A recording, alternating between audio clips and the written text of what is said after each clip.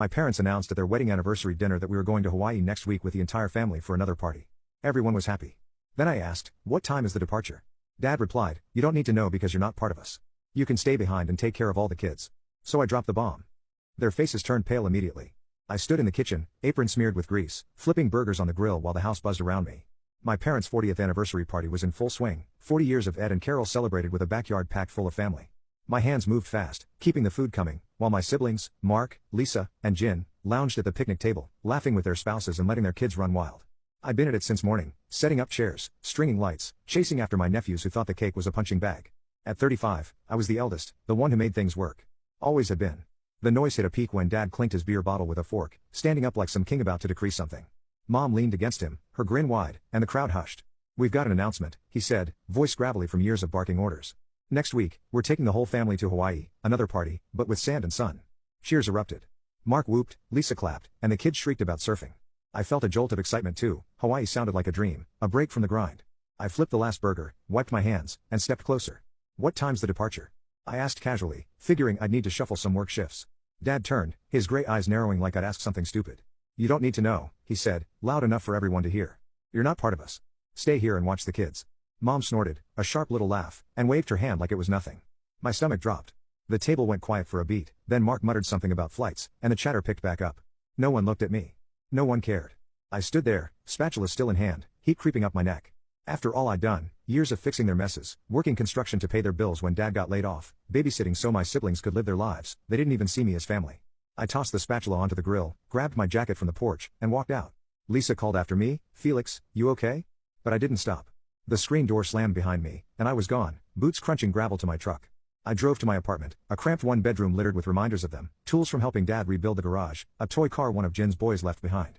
I sank onto the couch, staring at the wall, 35 years old, and I'd given up everything, college, travel, a life, for them. And I got that in return. A nobody. A babysitter. The anger boiled up, hot and fast, but underneath it was something else, tiredness, bone deep. I couldn't do it anymore. I thought of Hawaii, the beaches I'd never see. And then, of a place I'd always wanted to go, a coastal city a few hours away, all docks and waves and freedom. I'd driven through once years back, and it stuck with me. No one needed me there. No one knew me. That was the point. I didn't sleep. I pulled a duffel bag from the closet and started packing, jeans, a few shirts, my old work boots. No plan, just motion. I grabbed my savings, a thin stack of cash from overtime, and checked the bus schedule on my phone. There was one leaving at 5 a.m., before the sun even thought about rising. I hesitated, thumb hovering over Sophie's number. She was 16, the youngest, the only one who ever seemed to get me. But I didn't call. She'd try to talk me out of it, and I couldn't afford that. Not now. The clock ticked past 3 a.m. I slung the bag over my shoulder, locked the door, and walked to the station. The air was cool, the streets empty, and my chest felt tight, like I was betraying something. But I kept moving. The bus pulled up, a hulking gray thing, and I handed over my ticket. The driver didn't ask questions. I took a seat near the back by the window and watched my town shrink away as we rolled out, gas station, hardware store, the house I'd grown up in, all fading into the dark. I leaned my head against the glass, jaw clenched. They'd figure out I was gone eventually. When they needed someone to wipe noses or pack lunches. Dad's words echoed, "You're not part of us." Fine. If I wasn't part of them, I'd be part of something else. Something mine. The bus rumbled on, carrying me toward a city I barely knew, and for the first time in years, I felt awake. Scared, yeah. But awake. I didn't look back. The bus jolted to a stop just as the sun peeked over the horizon, and I stepped off into the coastal city.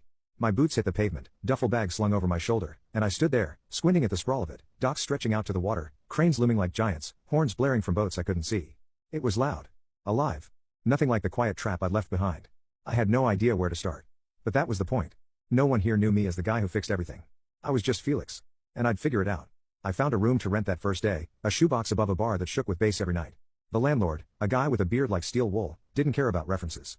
Just took my cash and handed me a key. It wasn't much, a mattress, a sink, a window with a view of rusted fire escapes. But it was mine. I dropped my bag, sat on the bed, and let the weight of what I'd done sink in. I'd walked away, no goodbye. No note. They'd be waking up soon, probably still clueless. And I wondered how long it'd take them to notice. The next morning, I hit the streets looking for work.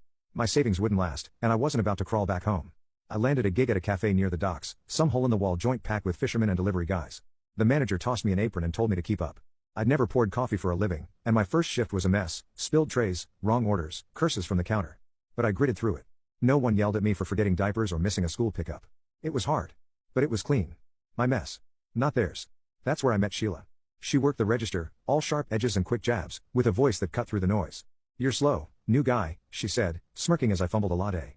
I shot back, at least I don't scare the customers. And she laughed, a real one. Not the fake kind mom used to brush me off. Sheila was different. Didn't tiptoe around me or expect me to play hero. Update, Sheila was different, didn't tiptoe around me or expect me to play hero. She'd clock out and linger, tossing me tips about the city, like which streets to avoid after dark. I didn't say much, just listened, but it felt good having someone talk to me like I mattered. Days blurred into a week. I'd work, crash, then wander the city when I couldn't sleep. The docks drew me most, rough and real, with waves slamming the piers. One afternoon, I passed a pawn shop, its window stuffed with junk. A beat-up camera caught my eye, a clunky thing I could afford. I'd messed with one in high school, back when I thought I'd be something more than a family errand boy. I bought it on impulse, figuring, why not? That night, I took it to the water, snapped a shot of the pier cutting into the sea. It came out blurry, but I kept it anyway. Felt like a piece of me waking up. Back home, they still hadn't called. I pictured them, Dad barking about luggage, Mom fussing over sunscreen, Mark and Lisa arguing about who'd drive to the airport. Sophie might have noticed I wasn't there, she was sharper than the rest, but no one reached out, and I told myself I didn't care. I was free, building something, even if it was shaky. Then, late one night, my phone buzzed. Sophie's name lit up the screen. I hesitated, thumb hovering, then answered. Felix, where are you? Her voice was small, worried. Mom's freaking out about the trip, and you're just gone. I leaned against the sink, staring at the cracked tile. I had to leave, Soph. I couldn't stay. She went quiet, then said, they're mad, but I miss you. Come back, please. My chest tightened. She was the only one who'd ever asked me how I was. The only one I hated letting down. I can't, I said, softer than I meant. Not now. She sighed, and the line went dead. I set the phone down, hands clenched. Guilt gnawed at me, but I shook it off. I'd made my choice. The next day, I took the camera out again, shot the docks at dawn, boats unloading, workers shouting. The photos weren't perfect, but they were mine. Sheila caught me fiddling with it at work, raised an eyebrow. Didn't peg you for artsy, she said. Didn't peg you for nosy, I fired back. She grinned, and I felt a crack in the wall I'd built. Maybe I could do this, live here, be someone new. The city was rough, loud, unforgiving, but it didn't demand my soul. Not yet. I lay awake that night, the bar's music thumping below, and thought about Hawaii. They'd be leaving soon, or trying to. I wondered if they'd even miss me. When the kids needed wrangling. Probably not. But I had this, the camera, the job, a start. It wasn't much, but it was enough to keep going. I'd been in the city 2 weeks when it happened. My routine was settling, wake up, stumble to the cafe, sling coffee, dodge Sheila's jabs. I'd started to like the grind, the way it kept my head busy. The camera was my escape after shifts, capturing the city's edges, the cranes at dusk, the foam on the waves. I wasn't good yet, but I was getting there. Home felt like a ghost, fading with every day they didn't call. I figured they were too wrapped up in Hawaii to care. Then, the night before their big trip, my phone rang. I was in my room, sprawled on the mattress, scrolling through shots I'd taken that day. The number flashed, Dad. My gut twisted. I almost let it go to voicemail, but something made me pick up. Felix, where the hell are you? His voice was all gravel and edge, like I'd skipped a chore, not left my life. The kids need watching tomorrow, and you're AWOL. What's this about? I sat up, gripping the phone tighter. 2 weeks, and this was why he called? Not to check on me, but to demand I play babysitter again? I took a breath, felt the anger I'd buried clawing up. I'm not there, I said, slow and hard. I left. You don't get to tell me what to do anymore. He sputtered.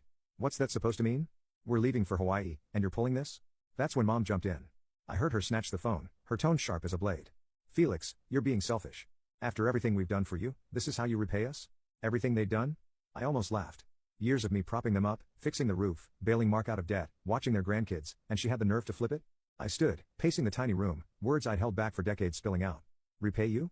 I've been your doormat since I was 18. Skipped college to pay your bills, worked my hands raw so you could sit pretty, and now you tell me I'm not part of you? I'm done. Handle the kids yourselves. Mom gasped, then snapped, ungrateful. That's what you are. You'll regret this. Dad growled something in the background, but I didn't wait. I hung up, slammed the phone on the sink, and stood there, chest heaving.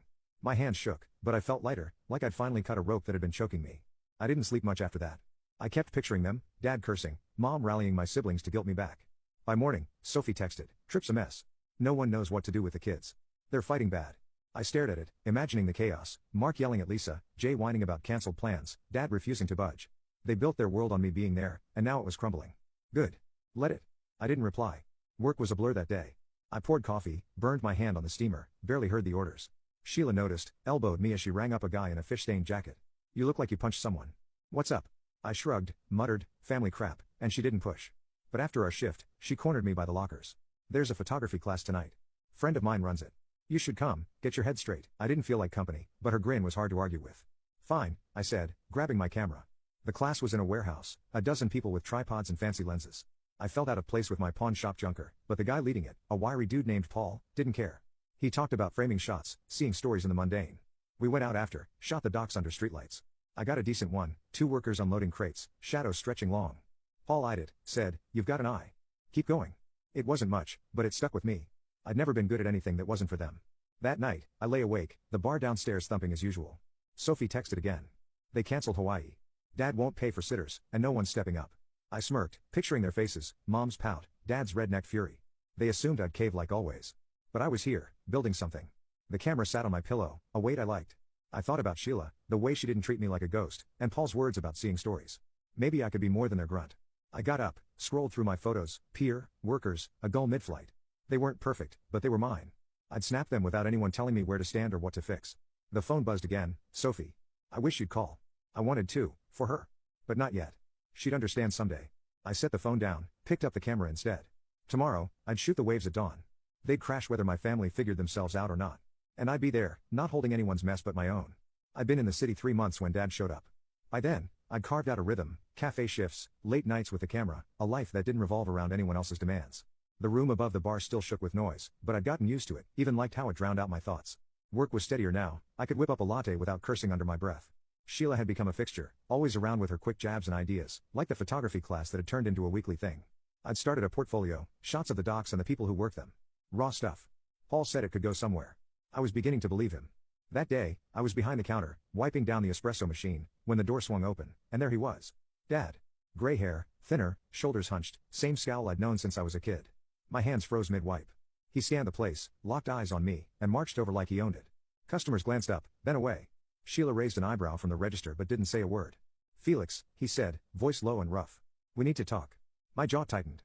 I hadn't heard from him since the call, since Hawaii fell apart. Now here he was, uninvited, in my space. I nodded to the back, let him pass the lockers to a corner where the hum of the fridge covered us. What do you want? I asked, crossing my arms. He shifted, uncomfortable, like he wasn't used to me standing tall. You took off, he said. Left us in a mess. Hawaii didn't happen, couldn't without you. Family's been scrambling ever since. I stared at him, waiting.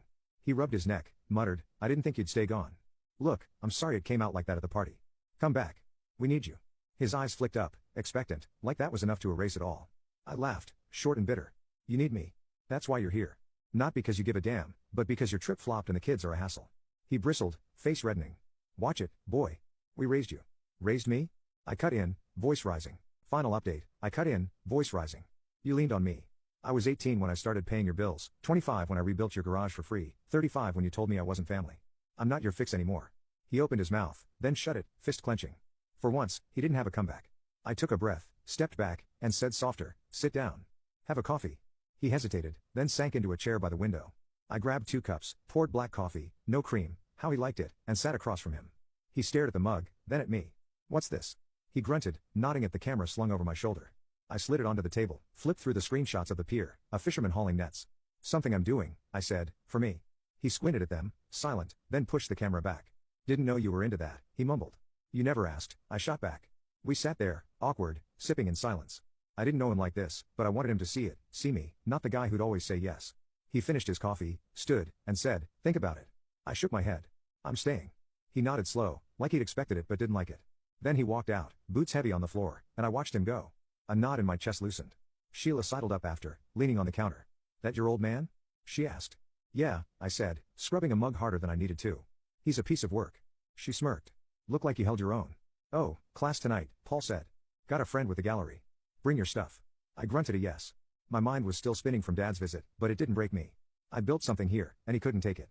That night, I went to class, showed Paul my portfolio. He flipped through it, tapped a shot of a wave crashing over the rocks. This one's got guts, he said. Gallery's doing an exhibit, small, local. You should enter. I froze. Me in a gallery? But Sheila grinned, punched my arm. Told you, do it. I nodded, half dead. Later, I sat in my room, photos spread out on the bed. I picked a few, the wave, the fisherman, an old shot of the family from the anniversary, faded and creased. Roots and wings, I called it, past and present, tangled but separate. Sophie texted as I packed them up. Dad's quiet since he got back. Said you're different. I typed back, I am. She didn't reply, but I didn't need her to. Dad's shadow had come and gone, and I was still standing. The exhibit was a shot, my shot. I wasn't going back, not to who I'd been. I grabbed my camera, headed for the door. Tomorrow, I'd shoot the docks at sunrise. They'd keep moving, and so would I. The gallery night crept up fast, and I wasn't ready. 3 months ago, I'd been pouring coffee and dodging family guilt. Now, I was pacing a warehouse-turned-art space, my photos pinned to the walls. It was a small gig, local folks, chip paint, folding chairs, but it felt huge.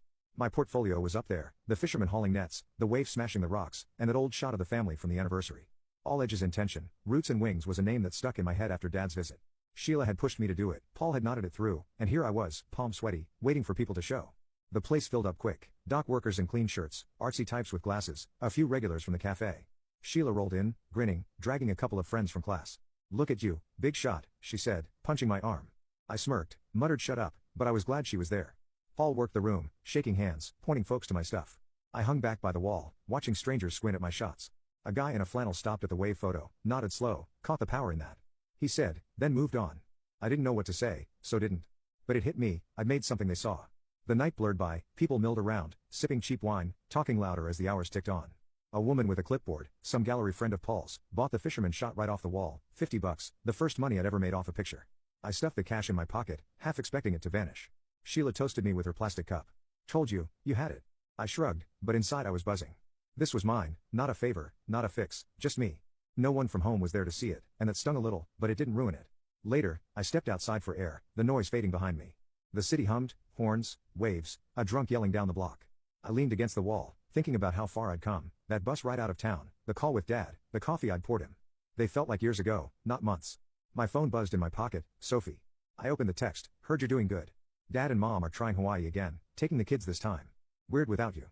I stared at it, picturing them, Dad grumbling about luggage, Mom hurting the grandkids. Mark and Lisa were probably still mad about the first flop. They'd figured it out or close enough. I typed back, "Glad they're going. I'm good here." She sent a thumbs up, and that was it. I didn't feel the pull to go back anymore. Sophie's words used to twist me up, make me second guess leaving. Not now. They'd moved on, and so had I. The gallery door swung open, Sheila poking her head out. "You hiding? Come on, Paul's wrapping up." I followed her in, caught the tail end of him, thanking everyone. He nodded at me, said, "Felix's work's got something real. Keep an eye on him." A few clapped, and I ducked my head, not used to the attention. It was over quick, and I helped stack chairs, the bus still humming under my skin. When the place emptied, I grabbed my camera and headed out. It was late, but I wasn't tired. I walked to the shore, the city thinning behind me till it was just me and the water.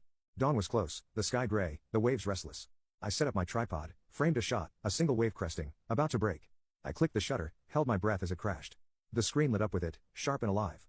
I sat there on the rocks, watching the light spread, and felt something settle, not peace exactly, but close. I thought about the family shot on the gallery wall, Dad's scowl, Mom's forced smile, me in the back, half cut off. It had always been part of me, that life, those years I gave them. But this, the camera, the city, the wave, was what I'd chosen. They were in Hawaii by now, or on their way, and I didn't resent it. They built something without me, and I built this. Ties were still there, frayed and thin, but I didn't need to mend them, not yet. The sun broke over the horizon, and I packed up.